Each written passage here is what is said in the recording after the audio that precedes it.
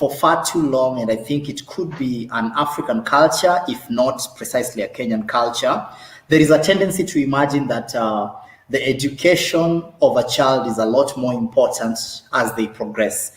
But I would tell anyone without fear of any contradiction, if I were to change policies around education, I would invest more on the formative years, because a lot happens here.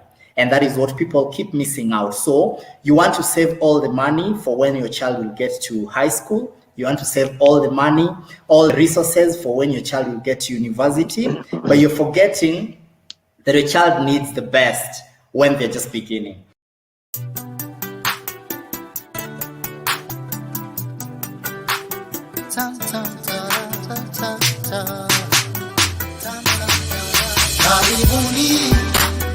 Welcome to Elimishwe kwa maswala ya jamii. Tutumbuizwe sana mbalimbali, tujuze juu ya matukio ya kila pembe, hapa duniani kwa familia nzima.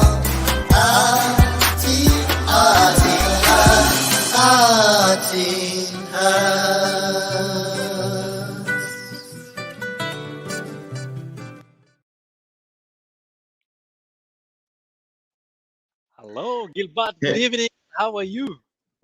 Good evening, Helly. How are you doing? The name is Ellie. There's no Helly. Oh, man. Forgive me for my ha-ha-ha-ha-ha-ho. We are back, and it's Tuesday. You know what happens on Tuesday is the men's den, and in the men's den, we get to discuss matters men. So this is Gilbert. Of course, my name is Likuyani. Ellie, welcome to the show. And in case you're joining us in the comment section, be sure to be part of the conversation with the hashtag @InHeart, responding to live. And of course, do not forget hashtag Men's Den. Gilbert. Yes, Ellie. Thank you, Ellie, for allowing me to be on this show today. Thank you, our viewers. Join us. We want to welcome other panelists whom we are going to discuss these matters with them. And to welcome, we have James from Nairobi. James, welcome. Thank you very much, Gilbert, Ellie. How are you? Always a pleasure to be with you guys. Tough topic that we get into part 2, already and geared up. The man himself, Eshuchi from Nairobi. Where is Eshuchi, Ellie? Eshuchi was busy playing with his guitars, but anyway, he's here. What's up, guys? What's up, Nairobi? Thank you so much for today. Karibuni nyote, everyone out there. This is @InHeart, and this is the Men's Den. Glad to be here with these big souls of men, and today it's gonna be fire. Thank you, Eshuchi. Ellie, last show when we were discussing what makes a man, we tried to go through 8 stages of Erikson development. And then we discussed 3 stages, but we were left with 5 stages. That's Today, quite a handful we want to deal with, actually. Yeah, we want to delve on these 5 stages so that we see what happens in these stages to make a man. And to start us up, let's hear what James has from Nairobi. I don't know if he has something for us today. Well, he has a nice purple shirt, for sure. Thank you, Ellie. I didn't know this is purple. Somebody was asking me what color this is today, and I had absolutely no idea. So at least you take me to school today on colors. But having said that, the last show, part 1, we looked at 3 stages. We are hoping that we'll be able to go through the remainder of the 5 to make 8 and on what it takes to be a man. And probably just to recap, we had stage 1, which we called trust versus mistrust.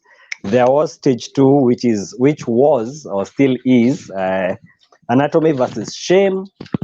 We went to stage 3, which is where we left it at, initiative versus guilt. And surprisingly, by stage 3, we only looked at up to age 6. So you can imagine the journey that we still have to go if we are to make this a complete man and a complete adult. Gilbert. Yes, James. Do you mind telling us what happens at stage 4? This is the school age from 6 to 11. Stage 4 is called, according to Erik Erikson, the psychosocial theory of Erik Erikson, stage 4 is called industry versus inferiority. Yeah.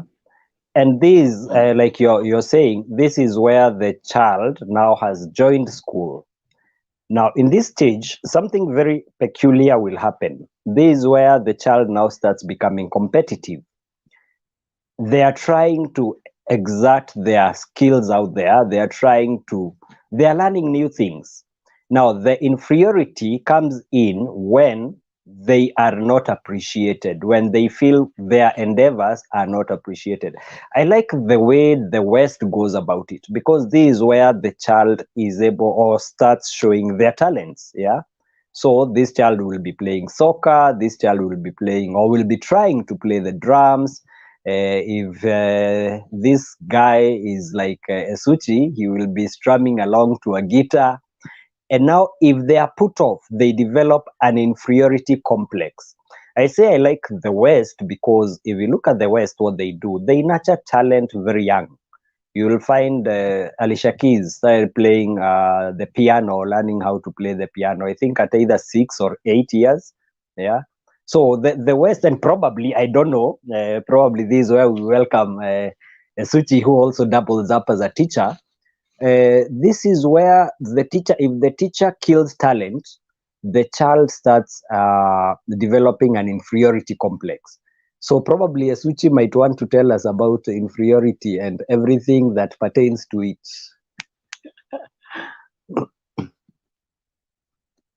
You're muted, Eshuchi. Aha, I am back. I'm minus. Yes. Thank you very much, Jemo. This is particularly a part I'm usually interested in. And like I told you in the previous show, I've been tackling these segments from a discrepancy point of view. So I was looking at a boy's development in school, of course, as opposed to a girl. And of course, what Jemo is talking about, inferiority and, inferiority and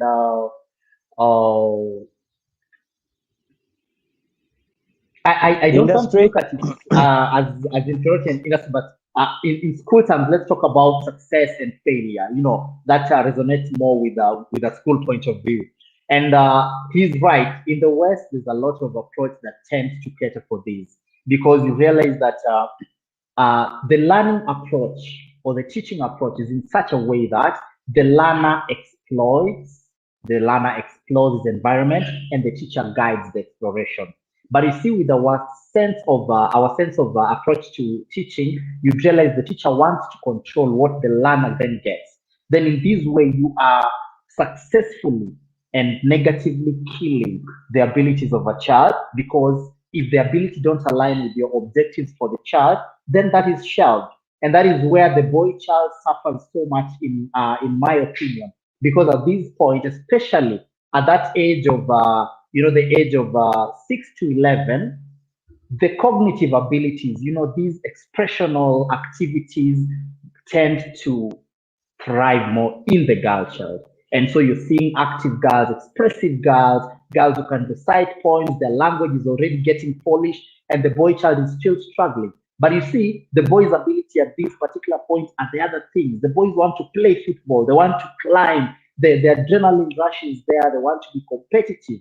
But you come in and you want to suppress this because, of course, you want the academic part to come in. And so what happens is, at this point, it's very easy to dim the light of a boy forever, because it just takes as little as one negative word, negative comment, and they are gone. So particularly, I think this is one of the main stages. But I'll take it back to my moderator, Mr. Gilbert, and see what else Mr. Gilbert wants me to take up from there. I'm impressed that Eshuchi and James, you've shed more light on what happens at this stage, because if a boy doesn't develop confidence, it eats into their next stage, which is adolescence, from 12 to 18 years. this is the adolescent stage. I don't know what Ellie has about this stage. Being that I'm well informed, Ellie might be a parent. I don't know if it's a ghost one or a little one. It could be. It could be one. This is putting me on the light and trying to cut my market shares, but it's okay. You know something. Before we even get to the adolescent stage, I'm quite interested in that age you just went through, Eshuchi and James. And why would I say that? There's a time Eshuchi was sharing a very interesting write-up about an individual known to him too well. And this individual was supposed not to be in a group called the Scout Group. For those who have known in school, there's always this, the Girl Guides and the Scouts. And then this young man comes home and say, I've been recruited to go into the Scouts group and the Scouts team. And the father says, okay, that's interesting. But now when the list came of who is supposed to be on the Scout group, this young man was not in any way in the Scouts group. But he was psyched up because the new year he's supposed to be part and parcel of the Scout group. So what did the parent do? They decided they were going to buy him a Scout uniform. But the mother was a bit hesitant of the idea because they know very well he's not been shortlisted. So the father encouraged and said, you know what, son?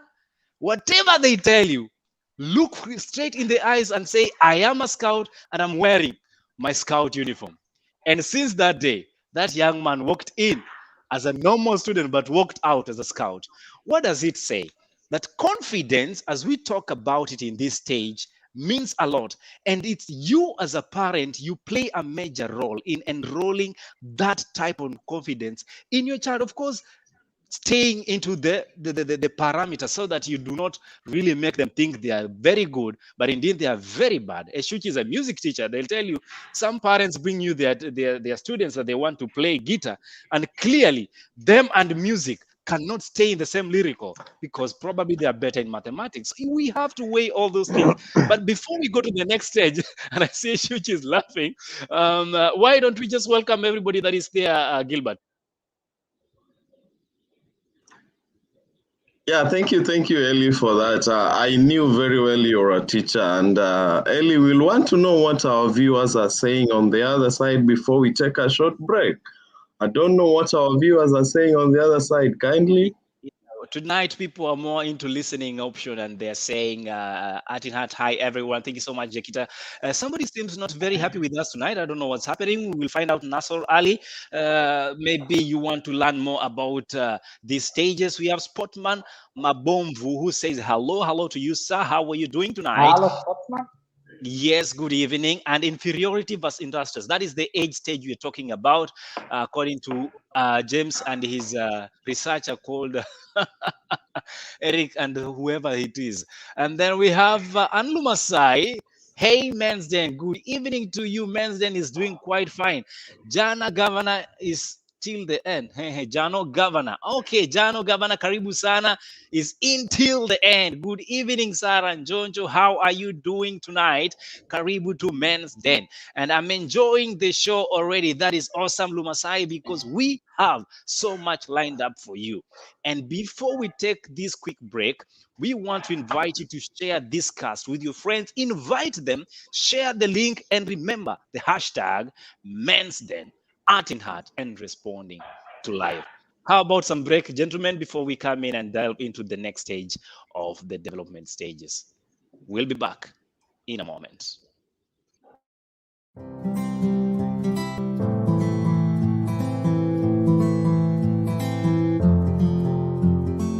Whenever we speak of great achievers, we tend to use phrases like, they've come from far, they started from the bottom, or they did a lot to get to where they are. Lifted on kevintini.com.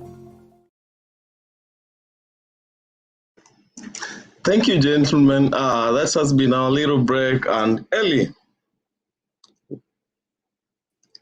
welcome back. I don't know where you disappeared to, man. No. Are you running away from me or what? There's a song they sing, they run the world. And clearly those people are not running the world as we're talking right now. Normally they say, we run the world, girls, they run the world. But anyway, I'm not so good with the lyrics. So let's take it on with James, who is actually in the background and tells me he has more to add into the flesh, because I am not the best man actually to answer questions. Why not just take the experts into the discussion? James, the next stage. I don't know why you doubt yourself, Eli. You've given us a very good analogy on the previous stage on what happens, and I can confirm to you, you're absolutely right, because we've looked at it from the school side, but the parent also has a huge role in building confidence. And the analogy you give of the scouts and everything is the perfect example. And I can tell you, I have a young man around that age. For a parent, it can be doubting, yeah, because today he comes, he's a scout, you buy a uniform, tomorrow he's in wildlife, you buy his what, the following day he wants music, you buy, and then the interest is 3 days, and then he drops them, and you're wondering, oh my God. So, but you see, you can't kill that. If you kill that, you've killed the confidence, and so you just play along and hope that he will find his way somehow. But the next stage, the next at the dent of your pocket, that is. But the next stage, I feel personally, stage 5, which runs from about age 12 to probably 18, 19 there, I feel, from having studied that and looked at it in our practice, looked at the practical side of it, I feel this is where now we create or break this man. Yeah, because this is the stage, Eric Erickson calls it unity versus role confusion. Yeah, I feel this is the stage where now the person gets a personal identity.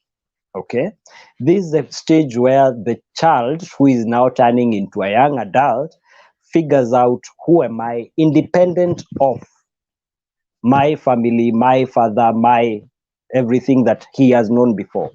When I'm talking to parents, what I usually tell them is, by the time you reach the mid of stage 5, the unity versus role confusion, by the time the child, quote unquote, I'm using the term child very loosely, by the time the child gets to around age 16, if you have not laid a good foundation, the child stops listening to the family, to the father, to the parents, and now the most important group to him is their peers.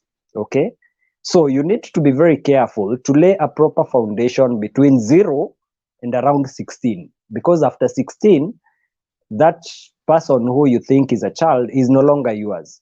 And this is where you find you're telling them, do this, and they think they know better than you do.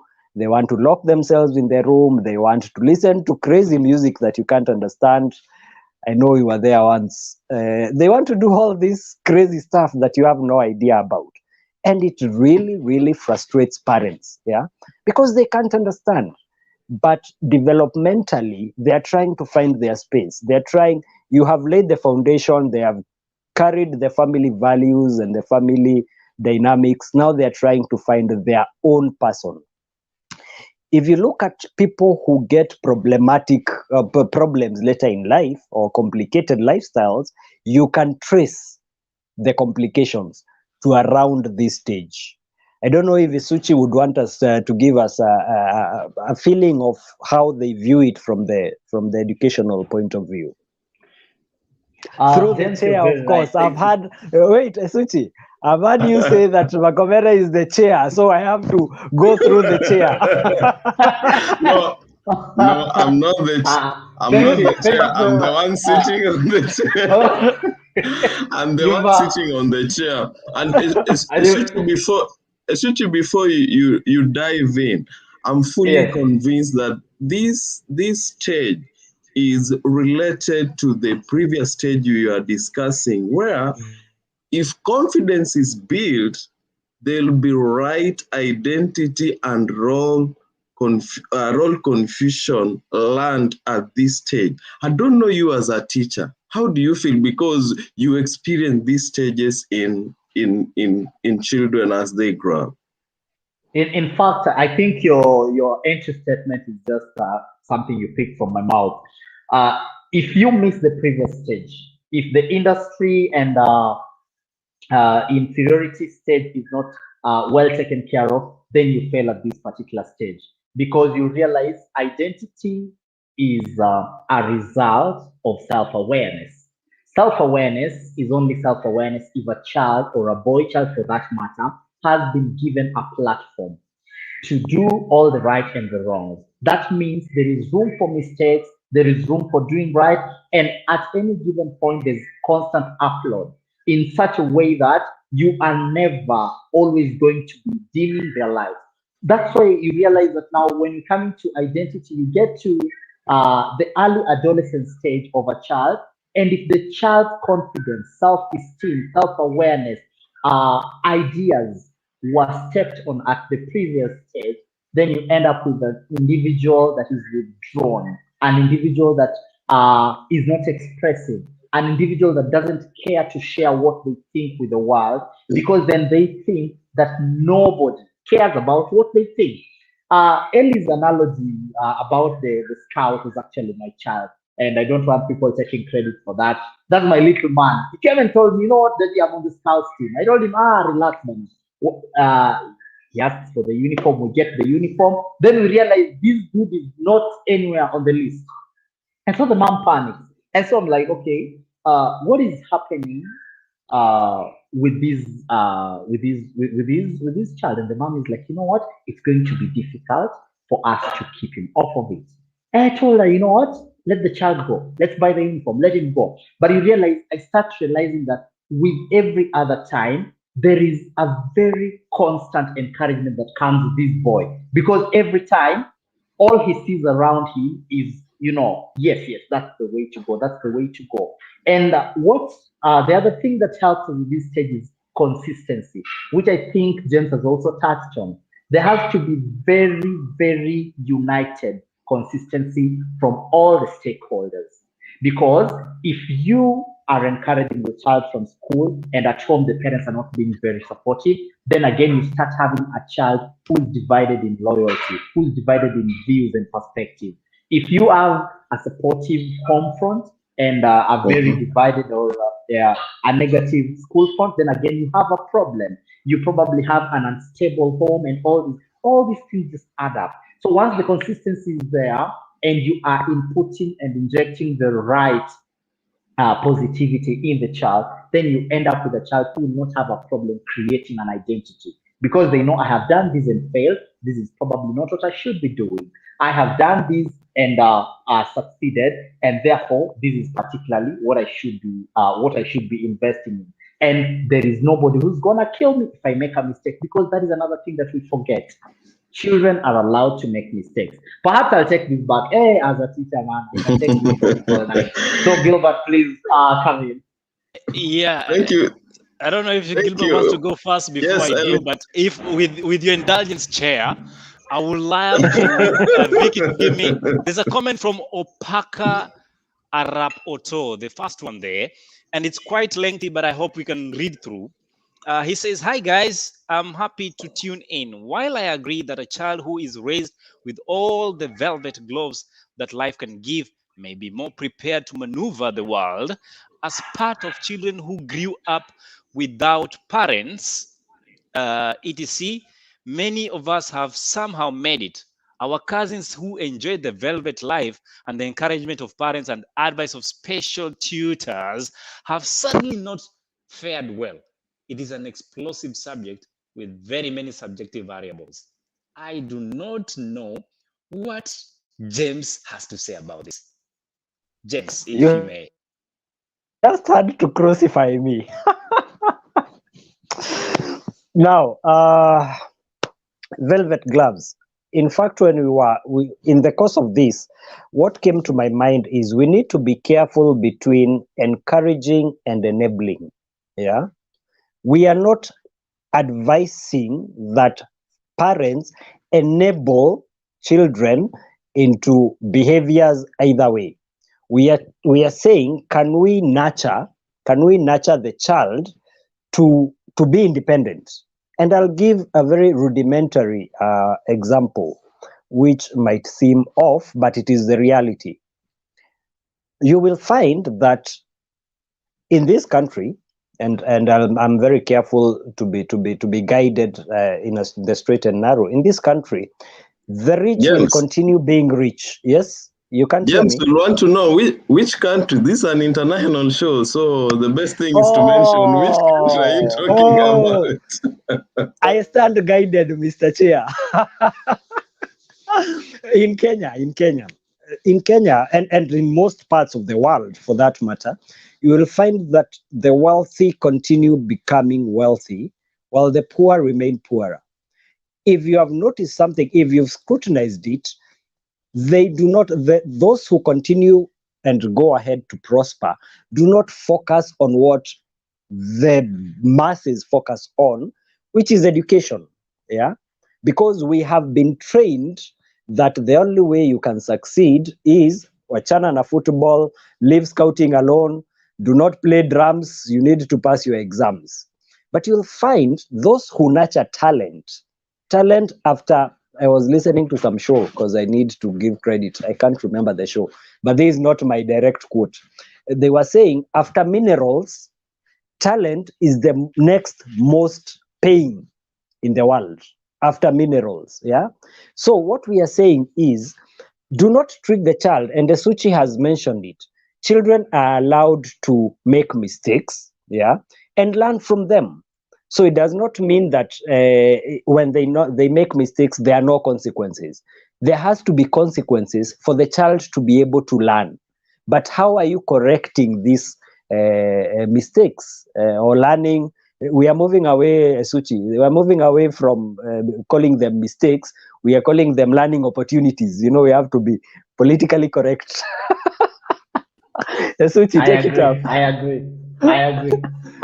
In fact, I really wanted to weigh up on this. I loved Mr. What was his name? The commenter. Let me just Mr. Opoka. Mr. Opoka's comment. I find it so rich, in all honesty, by the way, and I love his last segment of the statement that this conversation brings in a lot of variables. But there is one thing that I've always told the youth, because occasionally I've been in opportunities and situations where I have to speak to the youth. One thing I've told people who think that they've grown in poor backgrounds is that you will not live with poverty or maybe a slight disadvantage. Let's say lack of a parent or lack of better opportunities. You can't always use that. You can't always use that. Sorry about that. You can't always use that to crucify the person who probably grew up in plenty, because no child chooses to grow in a well-off family, and no child chooses to grow in lack of thereof.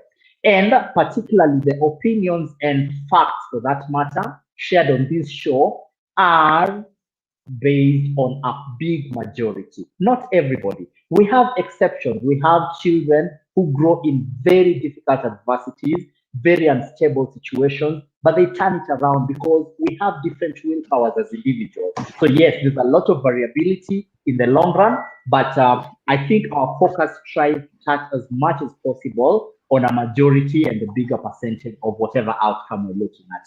But I think I love in that comment. Awesome. Thank awesome. you. Thank you, Eli. Mr. Chair, yeah. Sorry that these things seem to be crossing us left and right, but you know, Eli and Gilbert will need to decide who's chairing this meeting.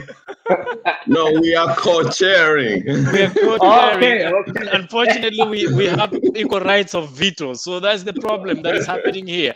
And Mr. Opoka is actually engaging us a lot in the comment section. Thank you so much, Sai. It's my first time seeing you here, and we welcome you to the Men's Den. Remember, you can catch this cast every single Tuesday right here on the Arts in Heart on Facebook, the Arts in Heart on YouTube. And of course, we continue the conversation after some short break. When we come back, we want to put things into reality check and see how men function in this society after several stages. And we are going to focus much into the cycle of making a man. We'll be back in a moment. A broken heart could be a legitimate cause of death. True or false? True. Why? Suicide. Short and precise.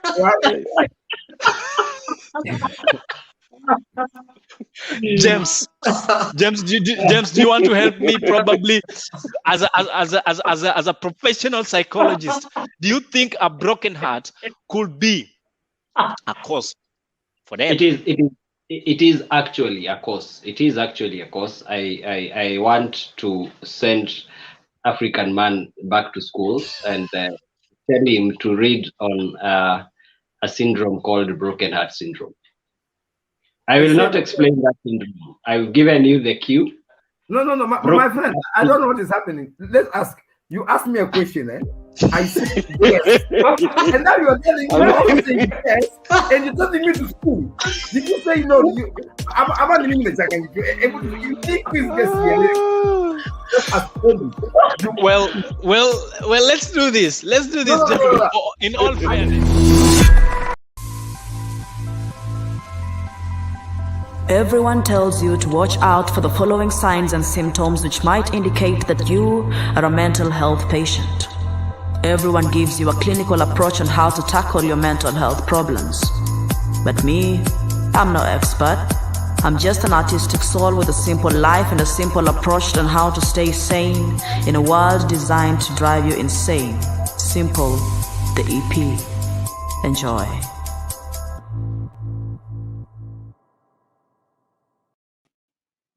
And of course, welcome back. You are watching Men's Den right here on the Arts in Heart on Facebook and of course on YouTube, the Arts in Heart official. You can follow these conversations every single Tuesday, and remember to share, like, and follow the page. We have the handles there. I suppose my director will be getting that in a moment. But even as we want to get into the very nitty-gritty parts of raising a man in the society, recently we had an issue that one reverend has been sued for child support. It's been making some grapevine, and I would like the man here in the house to tell me how then does this bring the boy child under Sieke, and of course, what effects does it have when you are raising a son for that matter? Very quickly, Lumumba. Being sued for child support, first of all, to me is an end to a race that starts with a lot of responsibility. Because if you ask me, as a man, it should not even get legal when you're dealing with your responsibilities. And perhaps it says a lot about situations. We have situations where maybe you are unable to reach or deliver where you're supposed. Where we have situations where perhaps you did not take responsibility. We have situations where you delivered below your expectation. But I think at all given points, the first kingship in a man is to be able to mitigate your situations. The moment it gets beyond dialogue, then we are dealing with other things. Ukiona mwanaume amepelekwa jela.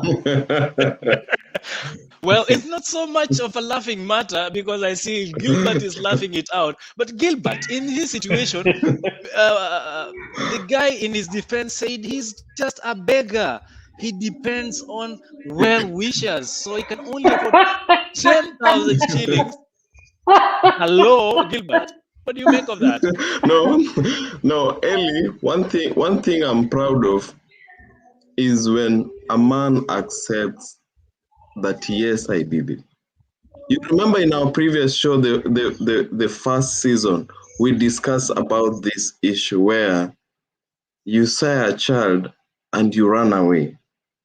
You've just run away from your generation. These kids will grow up, based on these stages you are discussing, they'll grow up with rejection. How imagine you grow up being told your father rejected you from the first day as a kid? How do you grow up? What will we see in this kid when they are men at 40? That's my take on it. For me, I waited for Bishop to say, yes, I did it. The excuses, I don't care. Just him saying, yes, I did it. For me, it's all. Interesting that you say that yes, I did it. And James, I don't know how you can summarize it in a minute, but I hope you can, because this is a man that we look up to, and he gets into such murky waters. And then he is, I cannot call the child he or she, but the child or the baby in question grows up and sees this happened a few years back. And we are talking about, when we are discussing these stages, we are talking about identity versus role confusion and social relationships. How is this child supposed to relate with society and people around her? I've kept quiet as I listened to the other panelists, and I think I want to agree with all the sentiments. It should never get to where it got to.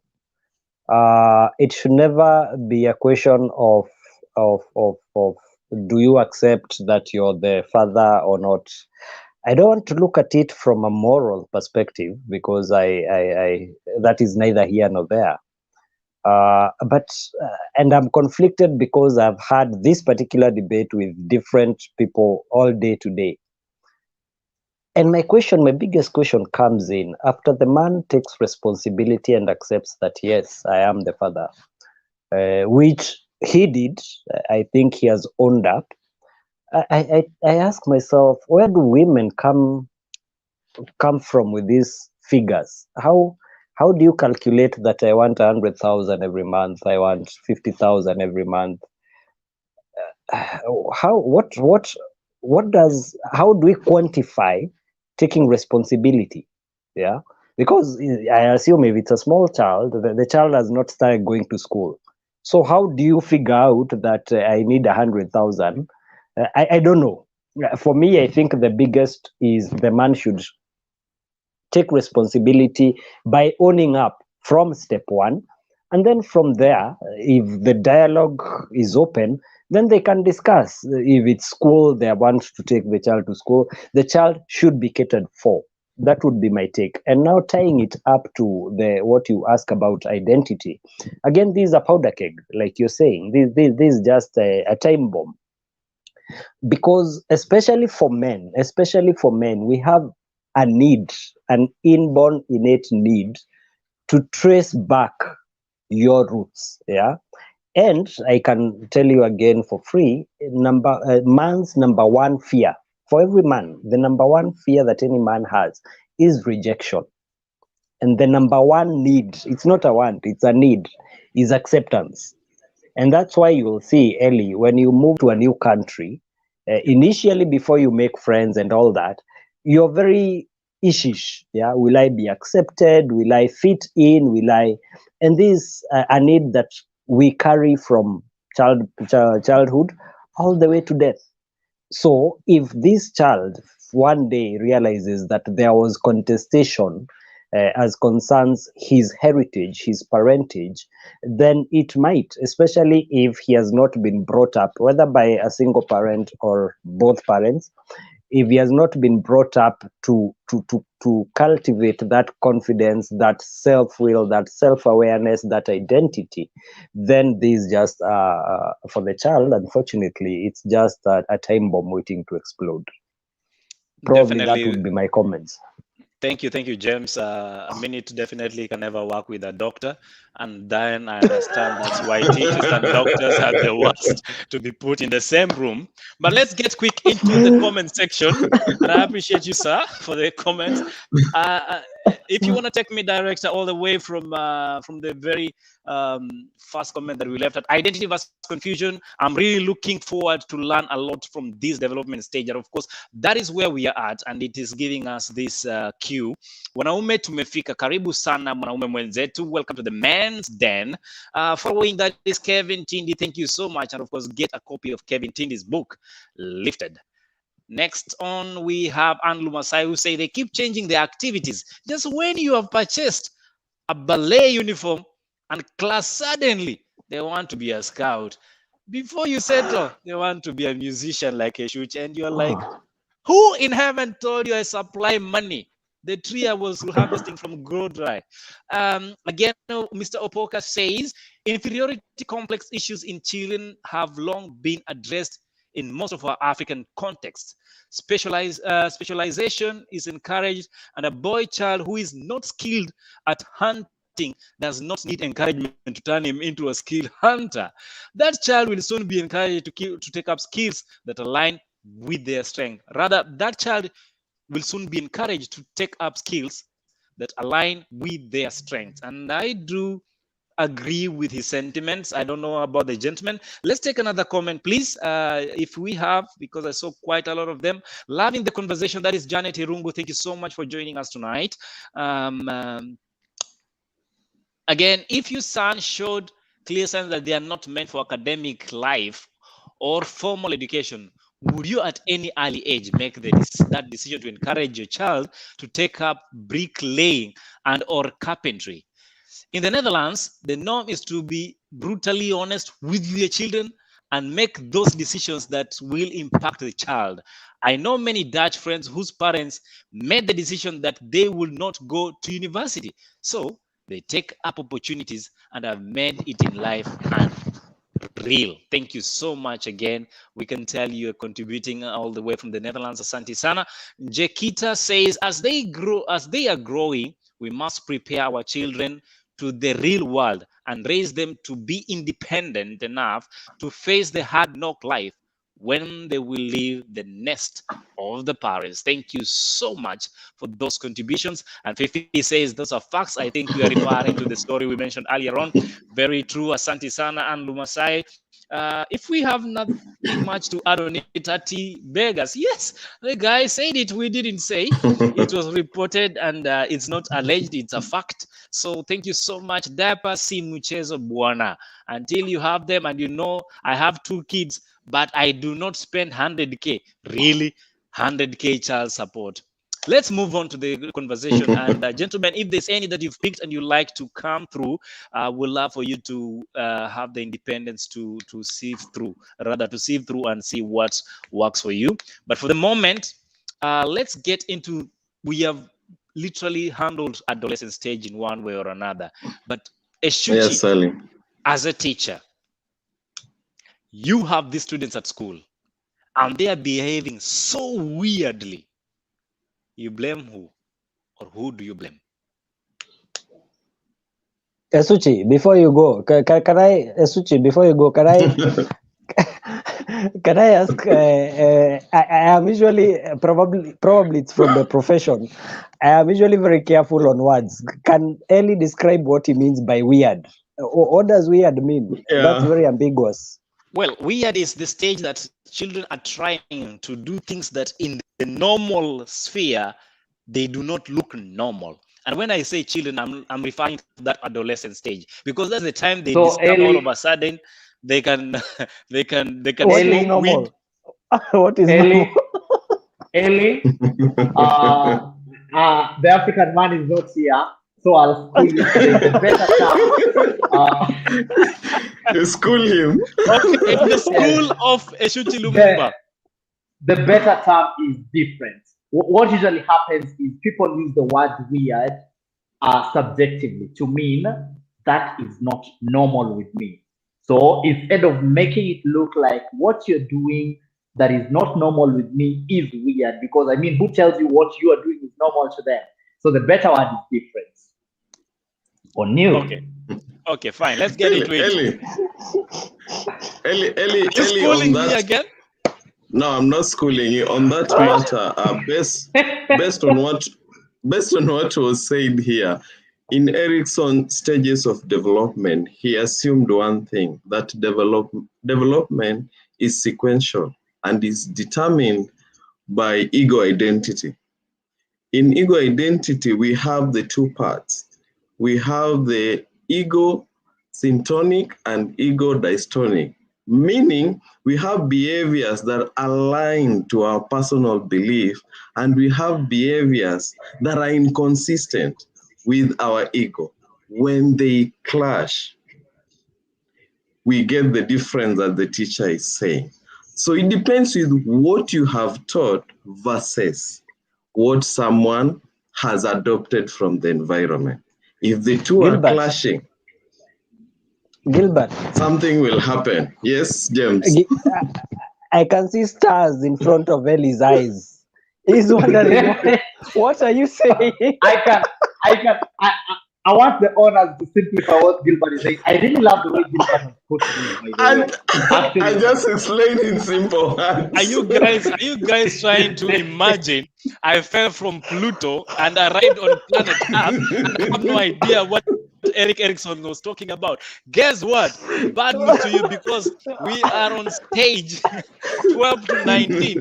And that's, 12 to 18 thereabout, and we want to talk about then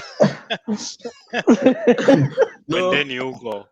Ellie, you're not going to get out of this without. You are not going to get out of this. But okay, speak in English. As we move on, Ellie, I appreciate the fact that adolescence is a very integral stage in our lives. If we miss out in that stage of 12 to 18, where we identify who we are, we know our roles as boys. We are moving to that stage of, if you didn't identify yourself, if you don't know yourself, intimacy becomes a problem. And when you're talking about intimacy, are you talking, because you really need to be specific now. When we're referring to intimacy, is it intimacy? Let James tell us what that means, because Ellie's lost. Am I supposed to call I will. No. Ellie, relax. Let's take you to school slowly. Number one, what Gilbert is saying, and that is a premise of this theory. Each stage will have a crisis, and that's why you're hearing us say this versus this. So this either happens or the other. So each stage will have a crisis. How successfully you navigate through the crisis helps you navigate through the next. And I'll give you an example. We know that nobody wakes up one day while they're in Form 3 and decide, I will become a doctor. You can't make those grades. A doctor will decide they will become... Especially if you have a very nice handwriting, you cannot make one. Okay, yes. Now, Ellie, now you're starting to reach it below the belt. But no, guys, listen to this. Leave Ellie alone. Listen to this. A doctor will, and I'm giving this analogy so that we can see how or where we mean when we say ages 12 to 20, 19 there. That's where the personal identity comes in.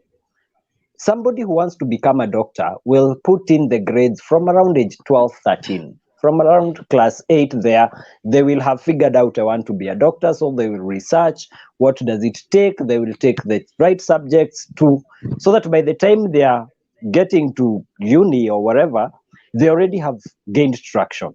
Yeah.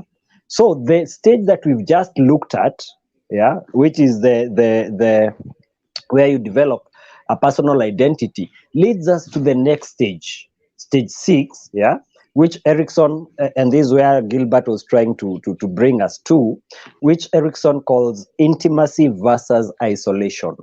Okay, and this occurs between 20 there to about late 30s to around 40. Yeah, to around 40. And the primary need at this stage is to share the identity that you have discovered with somebody else, exclusively with somebody else. Okay, so what happens is, and again, when we look at it realistically, probably the teacher will come in and tell us, this is the stage where people date. So you're trying to share your personal beliefs and all that with somebody else for that companionship. But also, very important, it is this at this same stage that you create wealth. This is when your energies are at their peak. So this is also the stage where you create wealth, because now the subsequent stages, your energies will start coming down. Chair, I hand it to Mr. Chair. Yes, Mwalimu himself. What's your take on That is, this? that is so nicely covered, actually. Really nicely covered. One observation that I've been keen to make is during the dating stages of students, when they're just starting to discover that, the other side of life have things that tend to attract me in a particular way. Then you discover that even as we speak of intimacy, and even as we were speaking of identity back there, this identity and everything doesn't just stop at academics. It is so broad. It includes even your social relationships, your ways of interaction, and all that. And that's why you realize that we could even have people who have over-invested, overcompensated on identity. We have these nerds, people who are just, them and their books, them and their projects and all that. And now you reach at this stage and you realize that you did not balance the aspects of life that should actually unit up to your identity. So yes, you probably really excelling at this particular area, but you do not know how to relate with somebody. And I think Mr. James could also come in at a later point, because I also think this is where it also starts marrying up with personality. Because then you are somebody who's discovered, okay, you know what, I don't really do so well around a lot of people. And perhaps my productivity is a lot better when I am alone. And even the whole issue of self-awareness. So I think the identity, I would still vote the identity stage as the biggest pillar of this human being that we are creating. Because a lot happens there, including self-awareness. And now you find people who are adults, but a lot of segments in their lives were not really put up together. So you have scattered pieces. You don't even know what your personality type is. You don't even know if you're an alpha. You don't even know if you're a follower. You don't even know how to behave around specific areas. And so I think whatever we might bring on board at young adulthood is very blurry. It's a trial and error. Most of us are probably at that particular age. So even us, we will be discussing that not from experience, but from study. So you realize there's a lot of loose ends, blurry edges on that particular end. But the surest stage that I know is if you get your if you get your industry versus inferiority right at that stage as a child, and then you merge that nicely with a nice transition into identity versus, of course, the role confusion, then your adulthood, your intimacy then starts shaping up. That as much as I would contribute on that particular compartment. Thank you, Malim. Early after you've been school, I'm sure now you've learned and you now understand. I've learned a lot. I know you are at this stage. I'm sure you've been going through all the stages we've been discussing. What have you learned that happens at this stage, Ellie, from your own personal experience? Well, I will refer to this stage that is of interest, and I know we still have two of them to cover, but for this segment, we will have to skip, especially stage 7, and I will quickly respond to your question. However, allow me to engage you first in stage 8 of this development of stages, and this is the place where we talk about maturity between 65 to death. And at this stage, I believe it's most of us that are watching tonight are not even there. And most of us that are discussing it are not there. But we have people around us that have actually within that bracket. This is the stage you go home and your father or mother is telling you, hey, when I was at your age, my heydays, you have no idea. And I think most of us should be wary of that age. Because as we continue the conversations that are coming ahead, we'll be going into it.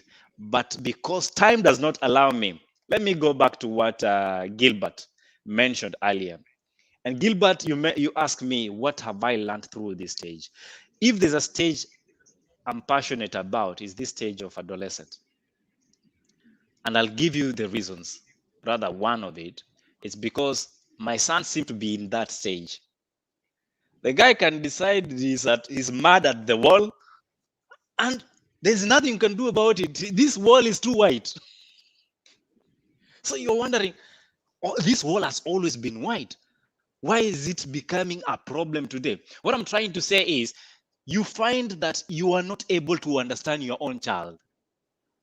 And this is a stage for a lot of parents, especially, and I will refer to probably single parents that are out there and parents that are just trying to learn the ropes. They tend to struggle with. I believe this is the stage you need James to come through and speak to you. So for me, I have learned quite interesting information there. And if there's anything I can take away from, is that stage of adolescent, which looks too obvious, but it's never that obvious to many. So the school tonight was just the best. Asante sana. Thank you, Eli. I understand the 6 stages that comes before are very crucial for our age, our viewership, the guys who are listening to us now. If you are not shaped at this stage, the stage that comes from 40 to 65, man, it's either you will explode or you will stagnate. So the 6 stages are very important, and that's why we sought to go through these stages to see what makes a man, because sometimes we meet already made products, so we don't know what happens along the way, and then we start blaming someone, not knowing what the strings of activities that happens in their life. As we near a wrap up, James, in these 6 stages we have discussed, what is our take home? Thanks, Gilbert. Again, I will just start by saying we seem more reactive, to situations that happen or occur in society that concerns men, and that's why, as the men's den, we felt that there was need to there was need to look at the man and how he's shaped up. So up to 40, up to stage 6, we've looked at 0 to 40. And this is where the man is shaped. This is where now the personalities develop. This is where the coping mechanisms develop. This is where the resilience develops. And that's why different people will react to the same particular thing in different manners. So I think in subsequent episodes, now we'll start looking at, we'll start looking at specific segments, and then keep on reverting back to this topic and saying what might have happened where and when. So very important topics. I agree with everybody. Probably the most crucial is the adolescent to early adulthood, when they are trying to develop an identity. That is the make or break stage. Thank you. Thank you. Eshuchi, what will be your take home from this discussion? I think it's obviously clear. It's obviously clear that we are products of our environment, and I think there's no better way to put it other than what James has just brought forth. We tend to be more reactive as a society to the current individuals that we meet, and we have been a society that is keen on the effect than the cause. So I think our approach is trying to be a cause effect kind of an approach, so that next time, even if we have already lost a few men that we cannot nurture, because the characteristics and behavioral issues can be very hard to turn back. If we have already lost, or if we have someone that we can impact as of now, then that would be a very big win for us. But most importantly, the upcoming boy, the upcoming child, the upcoming youth, we can get into them and be able to turn their life around, at least give them the understanding of what really transcends through all the developmental stages. It has been an awesome show. Even as a panelist, I think there's so much to take home. Thank you very much, Gilbert and the rest. Thank you. Eli, back to you. You know, when some people are hired, they really show that they deserve their salaries. And Gilbert is one of that caricature, if I can call it that. So, Gilbert, you really earned your salary tonight. You can go rest home in peace because you did an awesome job. So, having said Thank you, gentlemen, we will always have these conversations happening every single Tuesday. Tomorrow, join Frida Nguku and Noreen Mbata. Of course, not forgetting Nyanduko 254 as they take you to the deal breakers. What exactly turns them off from their potential suitor? That I don't know. Can we join? Can we join in that? Well, we can just organize a Haki Yetu movement. Why not? Because we are the men. We are the men. So see you tomorrow, guys. I think Eshuchi and I will be looking different. Eshuchi decided to glow in pink today. I don't know if he has a date, but I know for James, definitely he got his paycheck. Gilbert and I will be looking forward to earn ours at the end of the day because these t-shirts are Zituwezi. You guys should sponsor us. If you want to sponsor us, send us a drop and we will be able to reach out. You know, you can reach us with the artsinheart@gmail.com, the Arts in Heart on Facebook, and the Arts in Heart official on YouTube. Remember the hashtag responding to life, Art in Heart, and of course, the Men's Den. Until next time, it's been real being with you in the Men's Den. My name is Likuyani Eli. And you know what we say?